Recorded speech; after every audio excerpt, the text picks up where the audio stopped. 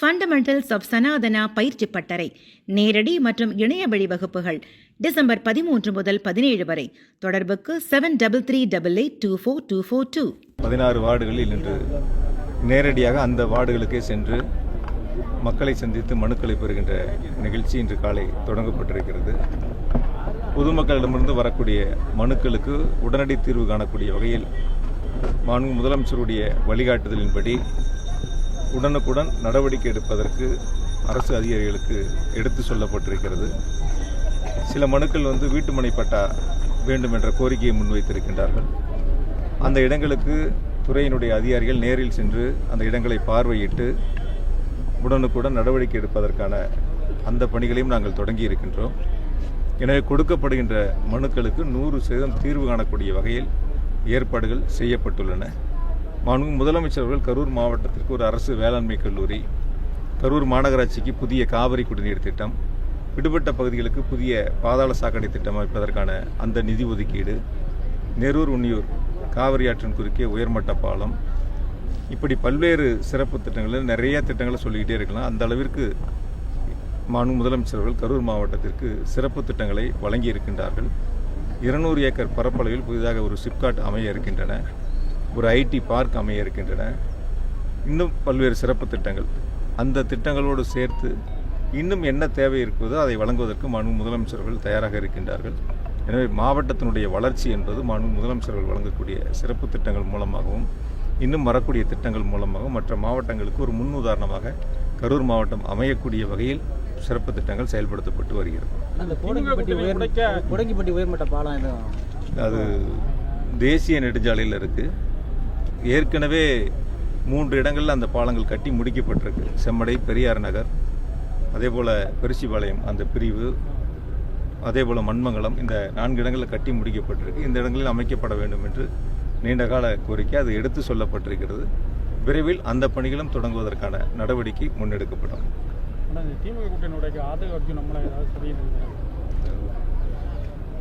அரசு சார்ந்த நிகழ்ச்சி, அரசு சம்பந்தப்பட்ட கேள்விகளை கேட்கலாம். மாவட்ட ஆட்சித்தலைவர், மாவட்ட காவல் கண்காணிப்பாளர், மாநகராட்சியினுடைய ஆணையர் உள்ளிட்ட அரசு துறையினுடைய அதிகாரிகள் பங்கு பெற்று இருக்கின்றார்கள்.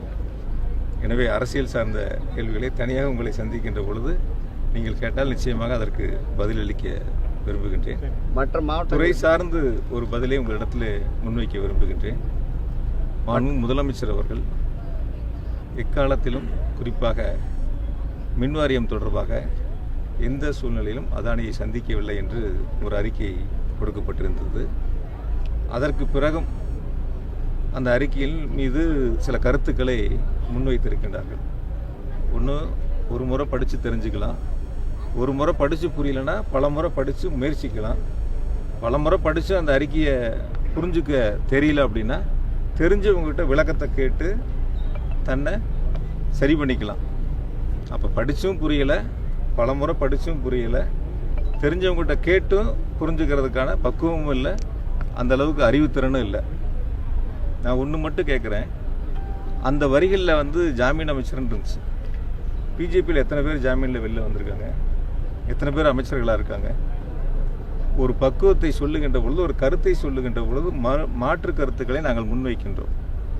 இந்த 3 ஆண்டுகளில் அதானி நிறுவனத்திடமிருந்து எந்த விதமான உறவுகளோ தொழில் ரீதியான வர்த்தக தொடர்புகளோ இல்லை என்பதை தெளிவாக சொல்லியிருக்கிறோம். அவர்கள் சொல்லக்கூடிய குற்றச்சாட்டு என்பது 7 ரூபாய் 1 பைசாக்கு வாங்கக்கூடிய மின்சாரம் என்பது கடந்த அதிமுக ஆட்சியில் போடப்பட்ட மின் ஒப்பந்தம். அந்த ஒப்பந்தத்தின் அடிப்படையில் வழங்கப்பட்ட நிதி என்பது உச்சநீதிமன்றம் வரை சென்று வழக்கு நிலுவையில் இருக்கிறது. உச்சநீதிமன்றத்தில் நாங்கள் தடையாணை கேட்டோம், உச்சநீதிமன்றம் தடையாணை வழங்கவில்லை. அதனால் அந்த நிதி விடுவிக்கப்பட்டிருக்கிறது. இது நாங்கள் ஒப்பந்தம் போட்டதைப் போல, எங்களது அரசு ஒப்பந்தம் போட்டதைப் போல, மின்வாரியம் ஒப்பந்தம் போட்டதைப் போல ஒரு தோற்றத்தை மக்கள் மத்தியில் உருவாக்குவதற்கு முயற்சி செய்கின்றார்கள். அந்த முயற்சி ஒருபோதும் எடுபடாது. மக்களுக்கு மிக தெளிவாக தெரியும். தமிழ்நாட்டினுடைய முதலமைச்சர் மாண்பு தளபதி அவர்கள் வழங்கக்கூடிய சிறப்பு திட்டங்களும் மாண்பு முதலமைச்சருடைய பொற்கால ஆட்சியை பற்றும் தமிழ்நாட்டு மக்கள் பாராட்டி கொண்டிருக்கின்றார்கள். 2026 சட்டமன்ற பொதுத் தேர்தலிலும் வென்று மாண்பு முதலமைச்சர் அவர்கள்தான் மீண்டும் முதலமைச்சராக ஆட்சி பொறுப்பை ஏற்பார்கள். இது மக்கள் மனதில் வைத்திருக்கக்கூடிய, மாண்பு முதலமைச்சர்கள் மீது வைத்திருக்கக்கூடிய அன்பு, பாசம். இது நீங்கள் ஒவ்வொரு நிகழ்ச்சியிலையும் பார்க்குறீங்க. அதுதான் மக்களிடம் இருக்கக்கூடிய யதார்த்த நிலை. இந்த 3 ஆண்டு எந்த ஒப்பந்தமும் போடல மத்திய மின்துறையோட எந்த ஒப்பந்தம் போடல? இல்லை மின்துறையுடன் ஒப்பந்தம் போட்டுக்கிறது நாங்கள் வந்து செக்கியோட போட்டிருக்கோம். ஒன்றிய அரசு நிறுவனமான solar energy corporation of India limited அவங்களோட சேர்ந்து நாங்கள் ஒப்பந்தம். அவங்க யாருக்கிட்ட கொள்முதல் பண்ணுறாங்கங்கிறது தெரியாது. நம்ம கொடுக்கக்கூடிய அவங்களுக்கான அந்த எவ்வளோ மின்சாரம் கொள்முதல் செய்யணுமோ அதற்கான தொகை என்பது அந்த நிறுவனத்துக்கு தான் நம்ம கொடுப்போம். எந்த தனியார் நிறுவனங்களுக்கும் நம்ம கொடுப்பதில்லை. அப்படிப்பட்ட ஒப்பந்தங்களும் கிடையாது. அதுதான் ரொம்ப தெளிவாக சொல்கிறோம். குறிப்பாக இந்தியாவிலேயே மிக குறைந்த யூனிட் ஒன்றுக்கு ₹2.61 என்ற அளவில் கொள்முதல் செய்வது தமிழ்நாடு மின்சார வாரியம் தான். அதை ரொம்ப தெளிவாக நாங்கள் சொல்லிடுறோம். அதனால் எந்த இடங்கள்லையும் யாரும் வந்து ஒரு விஷயங்கள் என்னென்னா, இந்த 3 ஆண்டு கால ஆட்சியில் ஏதாவது தமிழ்நாடு அரசின் மீது புகார்களை சொல்லிவிட முடியாதா, விமர்சனங்களை முன்வைத்து விட முடியாதா, மக்கள் மத்தியில் ஒரு அவப்பெயரை உருவாக்கிவிட முடியாதா என்பதை பூத கண்ணாடி போட்டு சல்லடை போட்டு தேடுறாங்க. தேடி தேடி பார்க்குறாங்க. சில முயற்சிகள் எடுக்கிறாங்க. அவங்களோட எடுக்கக்கூடிய முயற்சிகளும் அவர்கள் தேடக்கூடிய நிகழ்வுகளும் தோல்வியில் முடியுது. அந்த விரக்தியில் தான் சில நேரங்களில் அறிக்கைகள் மோசமான ஒரு சூழ்நிலையை உருவாக்கக்கூடிய மோசமான வார்த்தைகளை பயன்படுத்தக்கூடிய அந்த அறிக்கைகளாக இருக்குது. அறிக்கைகளையோ அவருடைய விமர்சனங்களை கண்டு நாங்கள் ஒருபோதும் வந்து அஞ்சுவதும் இல்லை. அந்த அறிக்கைகளை பார்த்து நாங்கள் ஒருபோதும் சிந்தித்ததும் இல்லை. சரியான அறிக்கையாக இருந்தால், சொல்லக்கூடிய கருத்து சரியாக இருந்தால் அதை நாங்கள் யோசித்து பார்ப்போம். அந்த அறிக்கைகள் மீது என்ன இருக்கிறது என்பதை பார்ப்போம். அறிக்கைகளே தவறான அறிக்கையாக இருக்கின்ற பொழுது, பொய்யான அறிக்கையாக இருக்கின்ற பொழுது, ஒரு கருத்தை சொல்லுகின்ற பொழுது அது சரியா தவறா என்பதை யோசிக்காமல் இன்னும் கூட ஒரு சிலருக்கு ஒன்றுமே யாருமே வந்து கவனிக்கலன்னு வச்சுக்கங்களேன். ஒரு உதாரணம் கேட்கட்டுமாங்க. வெளிநாட்டில் போய் படித்தேன்னு சொன்னாங்க. எப்போ இந்த டீமில் போனது 11 பேர். இந்த டீமில் போனது 11 பேர் வெளிநாட்டில் போய் படித்தாங்க. அதில் தமிழ்நாட்டிலேருந்து ஐஏஎஸ் கேடரில் இருக்கக்கூடிய சேலத்தில் மாவட்ட ஆட்சியராக இருந்த ரோகிணி ஐஏஎஸ் அவர்களும் இந்த டீமில் போயிருக்காங்க.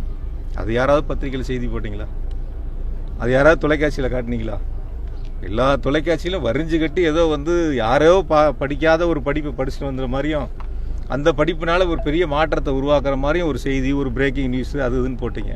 யோசிச்சு பாருங்கள், எத்தனை பேர் அந்த டீமில் போனாங்க. இது வருஷம் குறைஞ்சபட்சம் 10லேருந்து 12 பேர் 15 பேர் இந்த 3 மாதம் 6 மாத கால பயிற்சிக்கு சென்று வரக்கூடியவர்கள்.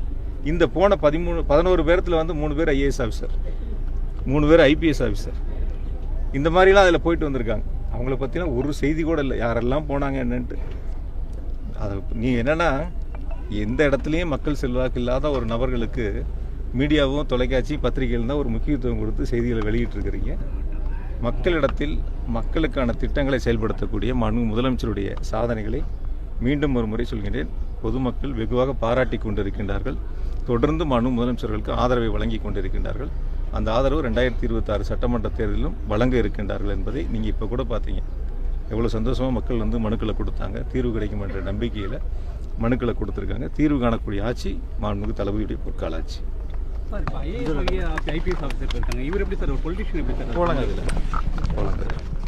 இதில் அந்த ட்ரைனிங் இதில் போகிறதுல வந்து அரசியல்வாதிகளும் போவாங்க, பத்திரிகையாளர்களும் போயிருக்காங்க, பத்திரிகையாளர்களும் போவாங்க.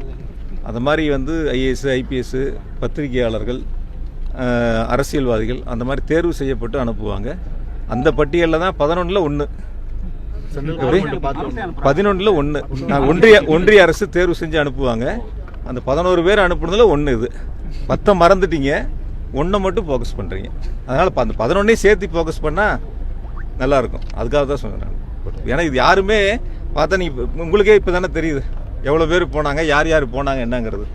அதனால் அந்த போன பட்டியலை கூட நான் உங்களுக்கு பேரோட கூட கொடுக்குறேன் யார் யார் போனாங்கன்னு சொல்லிட்டு. மொத்தம் 11, அதில் இது 1.